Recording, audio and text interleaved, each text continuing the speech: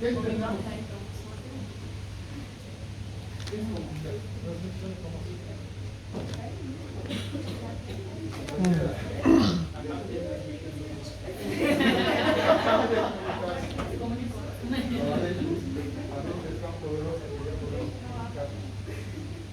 ¿Qué es comunicarse?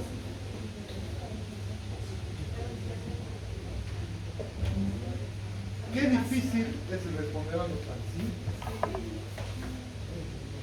¿Cómo es? Solamente información.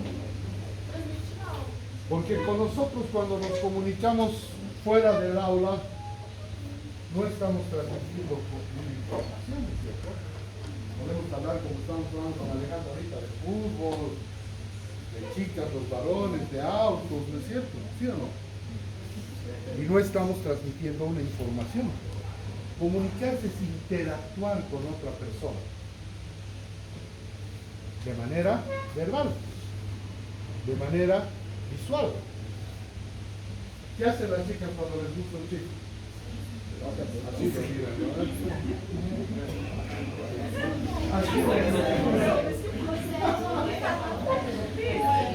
¿Sí o no? Eso también es comunicarse.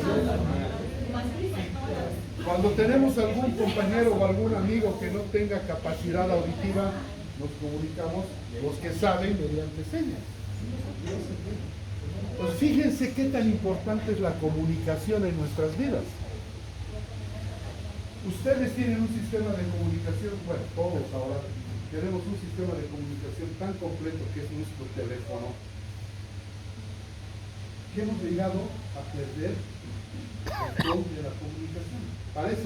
Parece ridículo, ¿no es cierto? Con estos aparatitos nos comunicamos con todo el mundo en tiempo real.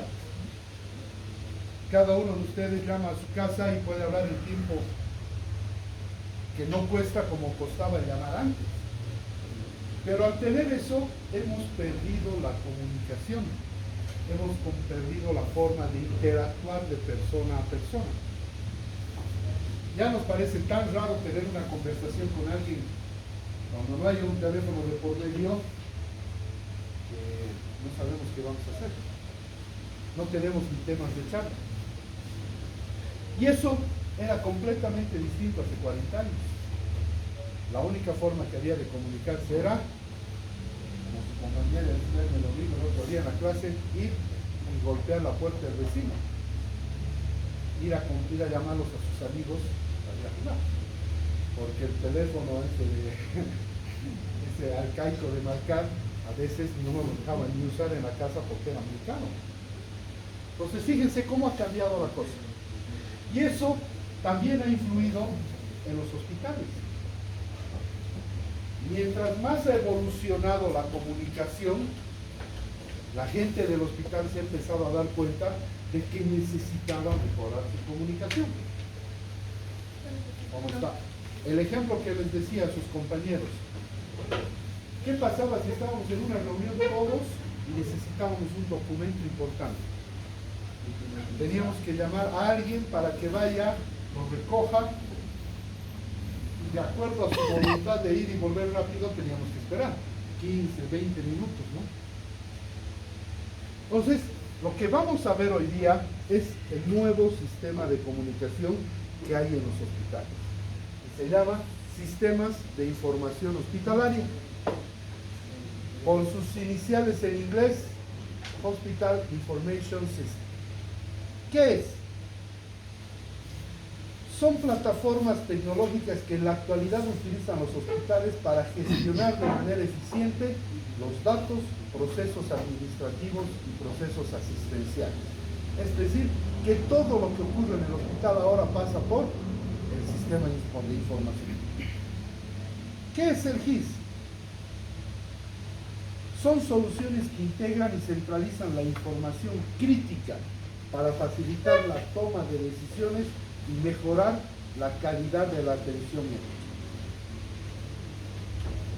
Entonces el GIS va a ser un instrumento que vamos a tener en un hospital para que nos facilite el trabajo a todos, básicamente. ¿Qué funciones tienen los GIS? Primero,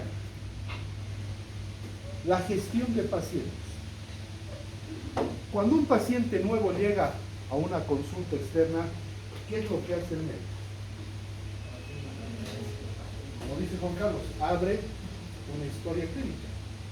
El sistema ya nos va a dar el número de historia clínica y nosotros lo único que tenemos que hacer es llenar los espacios que se nos dice. Nombre, edad, género, dirección, todo lo que está en datos generales. Y podemos empezar a hacer la consulta con nuestro paciente. Todo lo que ustedes escriban en ese sistema va a quedar registrado. Y a partir del momento en que ustedes le den el enter, eso se queda intocable. De manera que si yo vuelvo al hospital como paciente y voy donde otro doctor, ese otro doctor efectivamente va a ver toda mi información.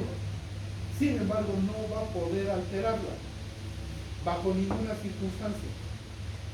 Todo lo que se ha escrito en el pasado es intocable. Todo lo que se haga en el futuro puede ser meter nueva información. También nos va a ayudar en las citas médicas. El teléfono se llama y se dice quiero una cita médica para cualquier día, para cualquier hora y con cualquier médico. Y también para el seguimiento de los tratamientos de los pacientes. Nos va a ayudar en la administración financiera. Si ustedes se acuerdan de la clase de administración financiera, esta administración se hacía cargo de toda la parte administrativa del hospital, gastos e ingresos. Es decir, emitía facturas, tenía control del inventario, gestión de los seguros y lo que más nos interesa, la gestión de los informes financieros. Si tenemos un buen GIS en el hospital, estos informes financieros van a ser fácilmente realizables y de mayor periodo, más periódico, o sea, más constante.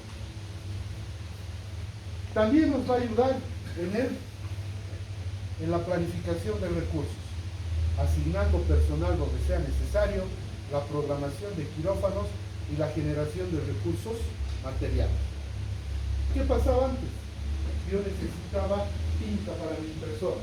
Tenía que llenar una forma, hacer autorizar con mi jefe, que vaya al lugar donde asignan esas cosas.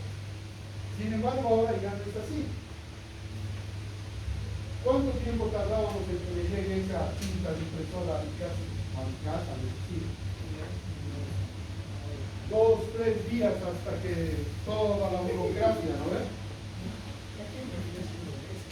Además, en cambio ahora, gracias a este sistema, yo solicito la tinta, reciben en la oficina, me la pueden enviar lo más rápido posible, de repente en el mismo día, ¿no es cierto?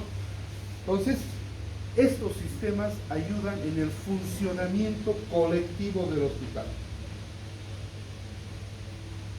Esta es la función de repente más importante del GIS.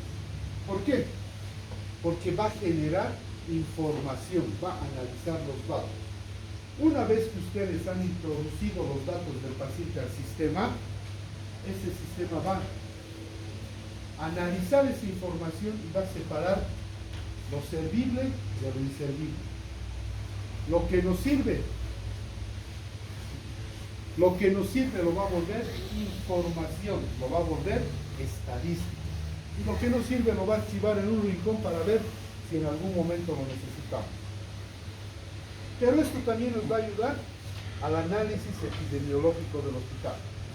Esto nos va a ayudar a saber cuántas pacientes femeninas, cuántos masculinos, en qué edades, qué diagnósticos, qué tratamientos. Toda la información que ustedes pueden imaginarse se puede obtener haciendo un uso adecuado del GIS. ¿Qué más? Dentro del sistema grande que es el GIS, existen 3 subsistemas, o 3 tipos de GIS, que son el sistema de información clínica, todo lo que se refiere al manejo médico. Ahí entonces están poniendo música de fondo. ¿No? Todo lo que se refiere al sistema del manejo médico está en el sistema de información clínica. Historias clínicas, análisis de datos clínicos, historias clínicas, como les dije, resultados de laboratorio y muchas otras cosas. Para que entre más aire, insoportable, ¿no?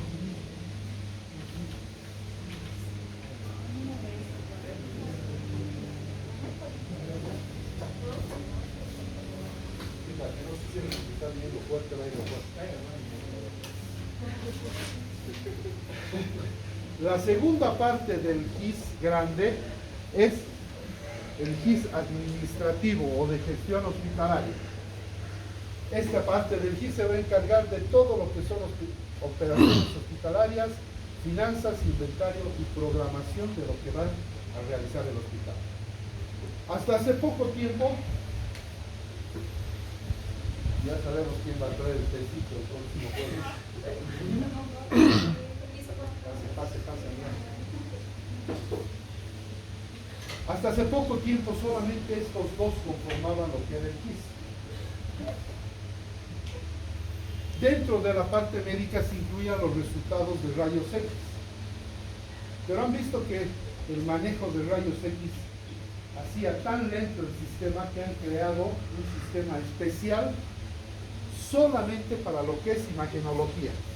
Y esto se llama Sistema de Archivo y Comunicación de Imágenes, PACS. Entonces, estos tres componentes tienen GIS: la parte médica, la parte administrativa, y como les decía, desde hace muy poco tiempo, también la parte exclusiva de imágenes. ¿Cómo nos beneficia el GIS en el hospital? Primero, con una mejor atención al paciente, teniendo acceso rápido a la información, teniendo el seguimiento al tratamiento y teniendo una coordinación entre los médicos especialistas al saber que todos van a poder ver la información del paciente. Va a mejorar la eficiencia del hospital. Y no solo del hospital, va a mejorar la eficiencia de todos los funcionarios del hospital. ¿Por qué? Automatiza procesos, disminuye errores y hace una agilización del flujo del trabajo en el hospital. Como anécdota les contaba, ¿cuál es el mal que tenemos todos los que estamos presentes aquí, como médicos?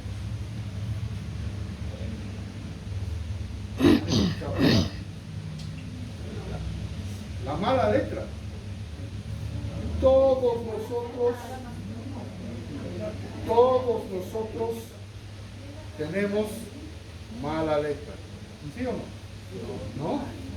Eso vamos a comprobar después. Vamos a hacer preguntas abiertas en el examen.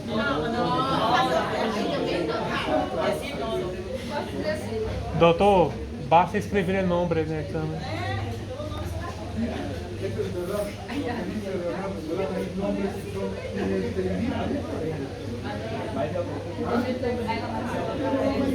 Muchos se les dice, no se olviden poner la matrícula y no la ponen.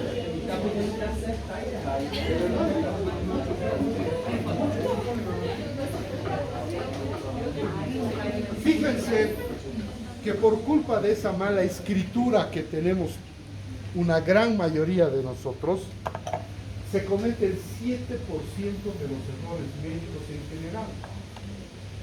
Solamente porque no escribimos bien un diagnóstico o no escribimos bien un tratamiento o una receta. Entonces, gracias a esto, que la letra es siempre la misma y siempre es legible. Otro error que cometemos es, nos traen la historia clínica a un consultorio y de donde la abrimos, escribimos. No nos importa si estamos en un orden correlativo, no nos importa poner la fecha y el día, etcétera, etcétera. ¿Qué hace el GIS ahora? Si no ponen la fecha y la hora, el GIS no les permite escribir. Entonces, fíjense qué tan importante se ha vuelto en nuestras vidas, o se va a volver en sus vidas, tener este sistema y aprender a usarlo. ¿Qué más? Para el hospital va a haber una reducción de costos muy alta. ¿Por qué? Porque primero vamos a dejar de usar papel. Lo van a decir esta mañana que en los hospitales públicos se sigue usando gran cantidad de papel, es verdad. Aquí todavía no tenemos muy bien desarrollados estos sistemas, seguimos usando el papel y a la menor equivocación le hacemos una bolita y al basurero, ¿no ven? Peor todavía. Eso nos va a ayudar a optimizar recursos, otra vez a reducir errores médicos y también errores administrativos. ¿Qué otra ventaja? Mejora la calidad asistencial. Aunque comentando con sus compañeros vemos que esto no es tan cierto, ¿no? ¿Por qué? ¿Alguno de ustedes se imagina un consultorio sin una computadora al día? Definitivamente no, ninguno. ¿Y qué hace el médico moderno? Lo que dice Juan Carlos, aunque no se le escucha como ustedes pueden darse cuenta. Tienen que aprender a hablar fuerte, Juan. Fuerte, fuerte. El médico moderno, alguna vez también se los he dicho, se oculta detrás de su computadora y delega su trabajo a la enfermera, al residente, al interno. Entonces, esto de la mejora de la calidad asistencial, ustedes tienen que romper ese paradigma de no ver a sus pacientes. Efectivamente, el GIS nos va a dar mayor tiempo de atención a nuestro paciente y eso deberíamos utilizarlo para una mejor anamnesis y un mejor examen físico, pero realizado por nosotros, no por las personas que están ahí, que tenemos que confiar en ellos. Si se equivocan, usted va a poner la firma, ¿no? Así de fácil.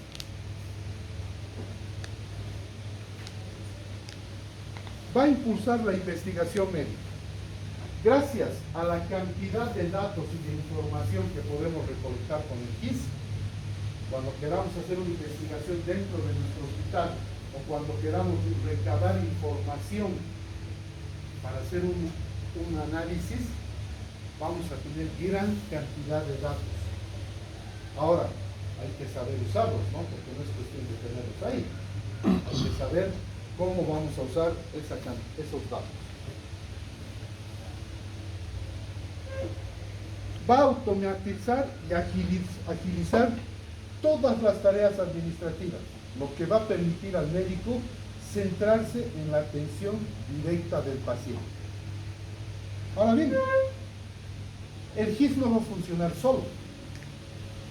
El GIS tiene que tener ciertos requisitos para que se pueda implementar en cualquier hospital. Y estos son 3. Tiene que tener una muy buena red de informática. Imagínense la cantidad de datos que se van a crear en un hospital diariamente. No solamente en la parte médica, también en la parte administrativa. Entonces tienen que tener un buen soporte. Segundo, tienen que tener computadoras actualizadas, hardware actualizado. Porque de nada nos sirve tener un buen GIS y tener computadoras de hace 8 o 10 años que necesiten cuerda para funcionar, ¿verdad? Y finalmente, tenemos que tener un sistema que se ajuste a las necesidades del hospital. Si ustedes buscan en el internet van a encontrar que hay GIS desde un consultorio hasta acá, hasta hospitales con 100, 200, 300 camas. Pero nosotros tenemos que saber escoger exactamente lo que necesitamos para que el funcionamiento sea óptimo, ¿no es cierto? Ese es el sistema de información. Eso es lo que van a ver ustedes el resto de su vida en los hospitales y van a empezar a manejar cuando entren al internado. ¿Alguna consulta? ¿Se ha entendido todo lo que es el GIS? Ahora, a los señores, a ver, que no son de nuestro grupo, ¿ha escuchado hablar de las guías de manejo diagnóstico y terapéutico, perdón, ¿eso no? Nunca. ¿Usted? ¿Cómo? ¿Usted? Nunca me escuchó hablar. Yo les apuesto que sí han escuchado hablar de los protocolos de atención médica de cada hospital. Eso sí han escuchado. ¿Tienen alguna idea de qué significa? ¿No? ¿Usted?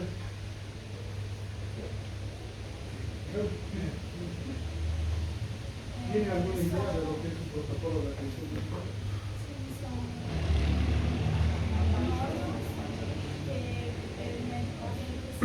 Volta a rebater.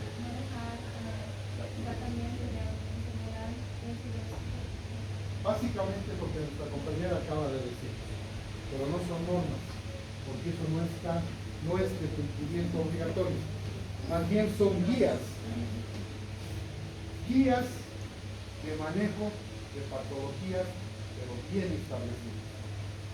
Esas son las guías de manejo diagnóstico y terapéutico.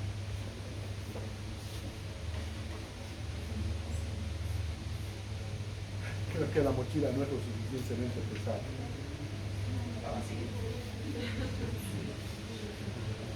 ¿Qué son estas guías? Estas guías son documentos que van a brindar orientación al médico. Nos van a guiar en nuestro trabajo. Esto quiere decir que no son, como les decía hace un momento, de cumplimiento obligatorio, pero nos van a ayudar muchísimo en el conocimiento y la actualización sobre ciertas patologías. Entonces, son documentos que brindan orientación a los profesionales de la salud sobre las mejores prácticas en el diagnóstico, tratamiento de enfermedades específicas. ¿Qué objetivos tienen? Su principal objetivo es estandarizar la calidad de atención médica, asegurando que se sigan las recomendaciones basadas en la evidencia científica más actualizada. Y aquí notamos dos frases bien importantes. Estandarizar la calidad de la atención médica y basadas en evidencia científica. ¿Por qué tendríamos que estandarizar la atención en un hospital? ¿Saben lo que quiere decir la palabra estandarizar? Quiere decir igualar, ¿cierto? Y les voy a explicar con un ejemplo rápido y fácil, para que se entienda bien. Vamos a suponer que estos tres señores de aquí adelante son ginecólogos, y que cada uno ha salido de una universidad distinta, de la UPAL, de la San Simón y de la, ¿qué se llama la Unifran. Univalle. Por más de que nosotros como docentes les enseñemos lo mismo a ustedes en cada universidad, el enfoque que le vamos a dar es distinto. Y vamos a tomar como ejemplo una patología muy simple y muy común. Ovário poliquístico. Se meu nome, Leonardo. No, el quistes ováricos. Quistes ováricos. Quistes, se me fue de la mente. Quistes ováricos. A ver, ¿cuántos tratamientos para el quiste ovárico conocen? ¿Cuántos tipos de tratamiento para el quiste ovárico conocen? ¿Ah? Concepcional y médico hormonal. Concepcional y tratamiento. Hay tres tratamientos diferentes para el quiste ovárico. A nuestro compañero aquí en Lupal le pueden haber enseñado a hacer el tratamiento hormonal, ¿sí o no? A Leonardo en San Simón un tratamiento más tranquilo, utilizar antiinflamatorios por una cierta cantidad de tiempo a ver si esos quistes se reducen. Y a Luan en la Univalle pueden haberles enseñado que el tratamiento específico es la cirugía. Fíjense que estamos hablando de una sola patología, pero tres enfoques distintos del tratamiento. Y eso es lo que pasa en la mayoría de los hospitales. Cada uno de los médicos de las mismas especialidades atienden a los pacientes de acuerdo a su experiencia y a lo que les han enseñado. Entonces, un señor en Dallas a finales de los años 80 ha dicho, esto no puede ser posible. Aquí tenemos que atender a nuestros pacientes de la misma manera y darles el mismo trato y tratamiento a todos. Y ha creado las primeras guías de atención médica, los primeros protocolos. De manera que para el quiste de ovario está explicado toda la enfermedad, todos los pasos que se deben seguir para el tratamiento y finalmente la rehabilitación del paciente. De manera que si Leonardo se va del hospital o se va de vacaciones, Moacir y Luan traten a sus pacientes de la misma manera que Leonardo ha comenzado a hacer. ¿Se entiende para qué sirven las guías? Es para igualar el enfoque de la medicina dentro de un hospital. ¿Es para igualar o para disminuir los prejuicios? Para igualar, porque los prejuicios van a seguir. No todos los médicos aceptan el uso de estas guías. Ya vamos a llegar a esa parte. Entonces, tratamos de igualar la atención médica, de que todos los tratamientos y de que toda la atención sea lo más parecida posible. Para eso sirven las guías. Ya a finales de los años 90, la Organización Mundial de la Salud ha dicho, esto sirve, y sirve mucho. Y ha planteado un nuevo enfoque de la realización de estas guías. Y ha dicho que tenemos que basarnos en la mejor evidencia científica, en la medicina basada en la evidencia. ¿Quién sabe cuál es el concepto de medicina basada en la evidencia? Por aquí, a ver, uno de los cuatro que no... ¿Qué es? ¿Cómo es? ¿Quién sabe? Medicina basada en la práctica. En la práctica. Es la medicina baseada en evidencias científicas, estudios comprobados. Exactamente, es la medicina basada en estudios comprobados a grandes niveles. Eso es la medicina basada en evidencia. Entonces, conocemos la enfermedad, conocemos su fisiopatología, conocemos su diagnóstico, su tratamiento, y encima esta patología está basada en la mejor evidencia científica para que todos nosotros estemos actualizados. Y como les decía esta mañana, no tengamos que ir al Harrison a estudiar la última edición, ¿no es cierto? Creo que muchos no saben qué es Harrison. ¿Qué es Harrison? Mario, ¿qué es Harrison? ¿Qué es Harrison?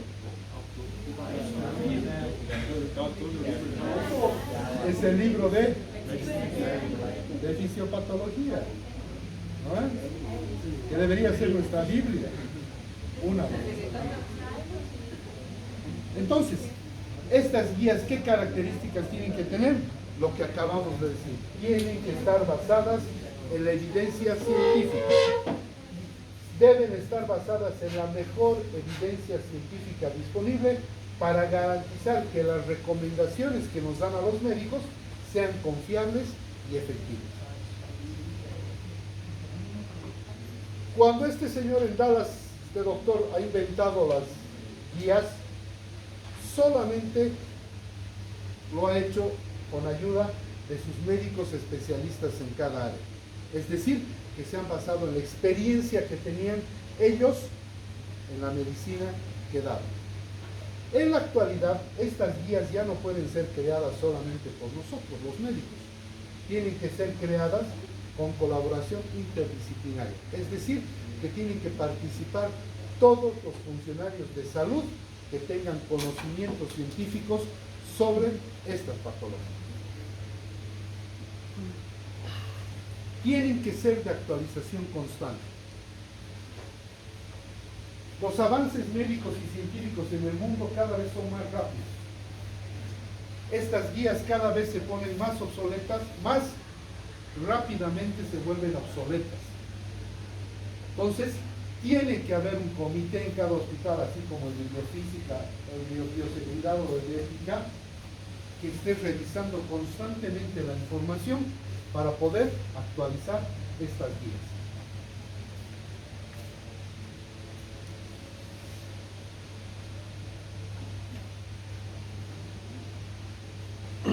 Como dice aquí, es guía. ¿Qué significa la palabra guía? Un patrón. Nos muestra algo donde nosotros deberíamos decidir si lo usamos o no lo usamos. ¿No es cierto? Nos guía al uso. Entonces, también nos va a guiar en la toma de decisiones. ¿Por qué? Porque vamos a tener algo claro que esté escrito con los últimos avances, con los últimos tratamientos, con las últimas técnicas quirúrgicas, de manera que nosotros podamos comparar con nuestra experiencia y ver si vamos a utilizar esto o no lo vamos a utilizar.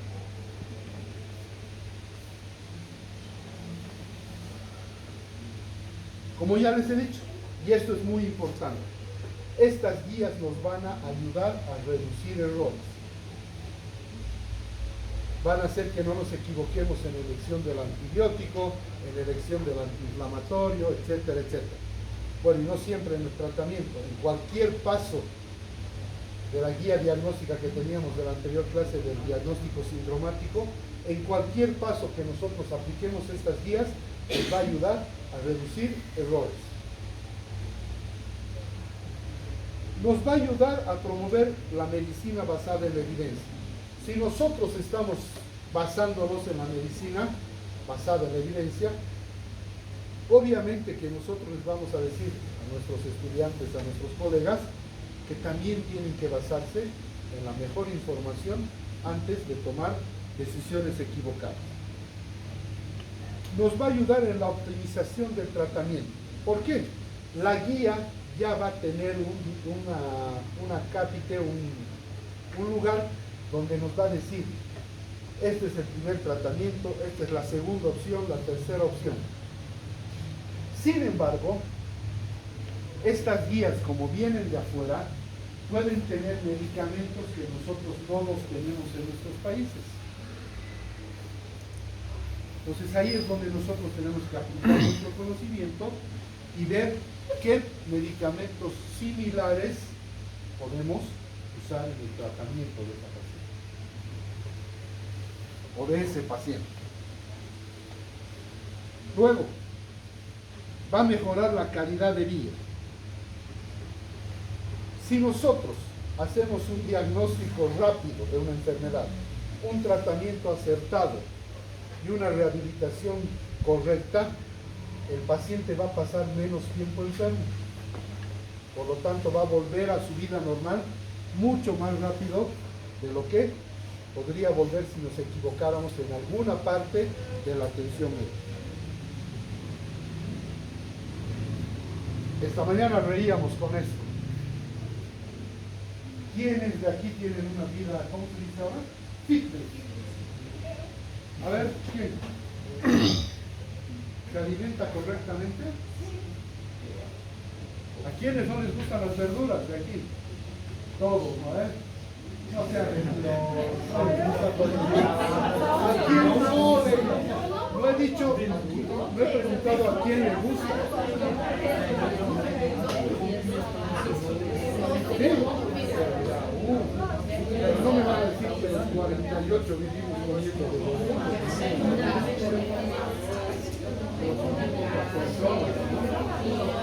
son muy pocas personas, ¿no? Doctor, A ver, pregunta quién segunda pregunta. ¿Quién no ha probado cigarrillo de aquí? De cualquier tipo. ¿Quién no ha probado? no aprobado. No ha probado.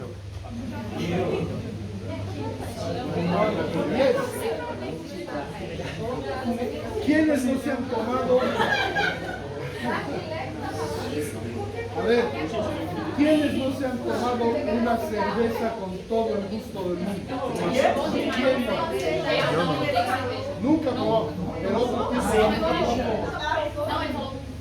de cerveza, pero otro tipo de alcohol.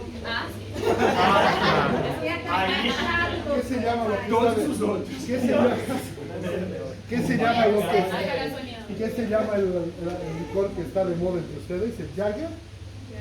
Ya, Sí, me parece el Jagger y el Fernet, ¿no ves? ¿Conocen lo que es el Arocarbol ustedes? ¿El qué? Arocarbol.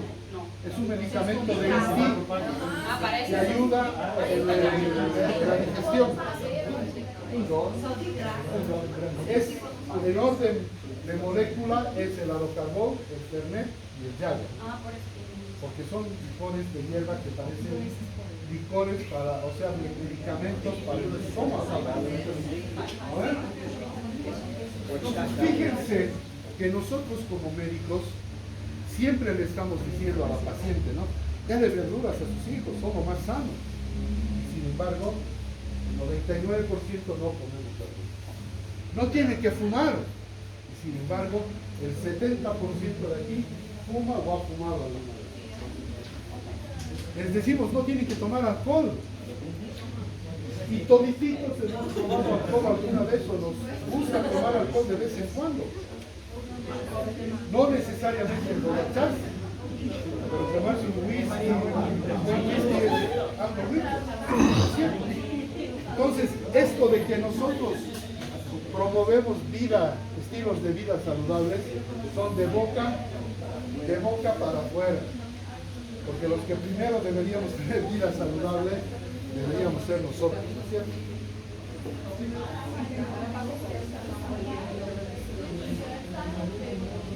Este punto es muy importante. ¿Por qué? Porque a pesar de que las guías nos dicen cómo tenemos que abordar las patologías, tenemos que ver que cada paciente es único, irrepetible. Si nosotros le recetamos un medicamento como así, puede ser que ese mismo medicamento con la misma patología a Marina no le haga efecto. O le cree resistencia. Entonces, fíjense que las guías también tienen que ser, como lo vamos a ver en un rato, flexibles. Primero tenemos que ver a nuestro paciente, saber cómo va a reaccionar y recién darle el tratamiento que nos dice o el tratamiento que nosotros tengamos como experiencia.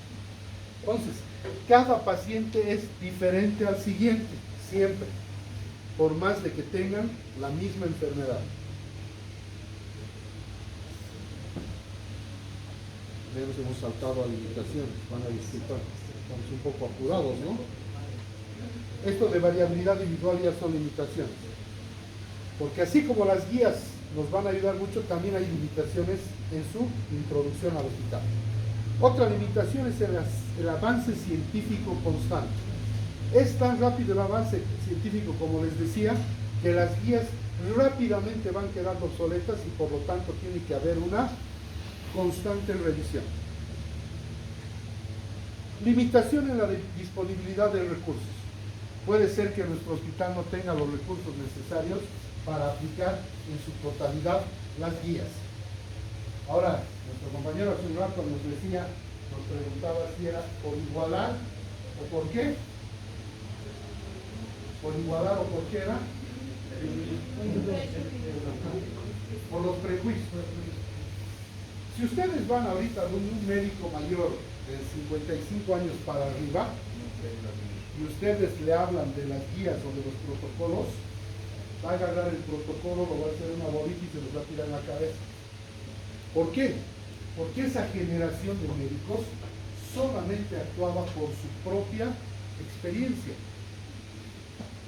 Y eso no les interesa. Y ahí es donde entra eso del prejuicio. Estos señores seguramente nunca han leído las guías, pero sin embargo se siguen manteniendo firmes solamente en su experiencia. ¿En qué les van a servir las guías a ustedes? Sobre todo en mantenerlos actualizados. Y eso es lo que tenemos que hacer todos los médicos todo el tiempo, actualizarnos, tener la última información. Si no la queremos aplicar, no la apliquemos, pero por lo menos léanlas para que estén informados sobre lo último de esas patologías. Ahora bien, ya estamos terminando, no se preocupen. ¿Cuántos tipos de guías existen? Solamente existen dos tipos, las primarias y las secundarias. ¿Cuáles son las primarias? Son las guías que corresponden a documentos originales que contienen información que no se ha publicado antes y cuya fuente original es la investigación. Esto se hace en los grandes países, en los que tienen mucha investigación. Hablamos de Europa, de Estados Unidos, Canadá, etcétera, etcétera. Los países como los nuestros, que no tienen tanta investigación, ¿qué es lo que hacen? Juntan la información primaria y crean lo que son las guías secundarias. Juntamos información primaria de diferentes fuentes y escogemos la mejor parte de cada una de ellas y creamos una guía secundaria que contiene información recopilada de fuentes primarias que ya se han publicado y que son elaboradas por organizaciones o asociaciones locales. Los hospitales es lo que deberían hacer. Si no pueden investigar, por lo menos tener las mejores fuentes primarias para crear una guía secundaria lo más completa posible. Y para terminar, las guías tienen que tener 8 características que cumplir para que sean consideradas guías, que son la credibilidad. ¿Qué quiere decir esto? Que las guías deben ser desarrolladas por organizaciones o personal de atención de la salud de prestigio reconocido. Tienen que tener validez. Una vez que apliquemos por primera vez la guía en nuestro hospital, tenemos que ver que se logre el beneficio previsto en la salud del paciente. Si no se logra el beneficio, esa guía automáticamente queda desechada. Tienen que ser reproducibles. Si tenemos 2 equipos de investigadores, unos en Brasil y otros aquí en Bolivia, que se basen en la misma información científica y utilicen el mismo método para crear estas guías, ambos equipos tienen que tener las mismas conclusiones, o por lo menos conclusiones muy parecidas. ¿Entienden? Eso quiere decir que sean reproducibles. Tienen que ser aplicables. Tienen que tener elementos básicos que garanticen atención de calidad y permitan flexibilidad en su aplicación. Es lo que les decía hace un momento. Puede ser que no tengamos ciertos medicamentos en el país que tengamos que sustituirlos por otros. El tipo de paciente, los mormones, por ejemplo, son personas muy raras en cuanto a la medicina. Y nosotros tenemos que ser flexibles en la aplicabilidad de estas guías con esas personas. ¿Cuáles son las otras 4? Tienen que ser claras. Se deben evitar ambigüedades e imprecisiones, incluyendo lo referente a la traducción de guías escritas en otro idioma. Lamentablemente, la mayor parte de las guías están escritas en inglés y al ser traducidas al español o al portugués, el lenguaje técnico puede variar. Entonces es preferible que leamos estas guías en el idioma original. Tienen que tener fortaleza en las recomendaciones. Cada guía debe especificar el nivel de evidencia científica y el grado de solidez de las recomendaciones que le da a cada médico. Tienen que tener representatividad, esto ya lo hemos dicho. Ya no pueden ser hechas solamente por 3 o 4 personas. Tienen que estar presentes todos los funcionarios de salud que tengan conocimiento de estas enfermedades. Y finalmente tienen que ser transparentes. Al final de la guía o al principio de la guía, cuando ustedes la revisen, van a ver que tiene que estar especificado el método por el cual se ha elaborado la guía, así como las personas y organizaciones que participan en su elaboración. Finalmente, cuando nosotros decidamos usar estas guías, tenemos que tener las siguientes recomendaciones. 1. Tenemos que hacer un uso responsable. Es fundamental utilizar las guías de manejo como una herramienta complementaria a la experiencia clínica de cada uno y al conocimiento científico que tenga todo o que tenga cada uno de nosotros. La toma de decisiones otra vez es individualizada para cada paciente. Estas guías tienen que ser actualizadas periódicamente. Y no solamente las guías, los profesionales de la salud deben mantenerse al día siempre, viendo las nuevas guías que aparezcan y ajustar su práctica clínica en consecuencia. Y finalmente, las instituciones de salud tienen que empezar a fomentar la implementación y el uso adecuado de estas guías para garantizar una atención de mejor calidad para todos sus pacientes. Eso es todo. ¿Hay alguna pregunta?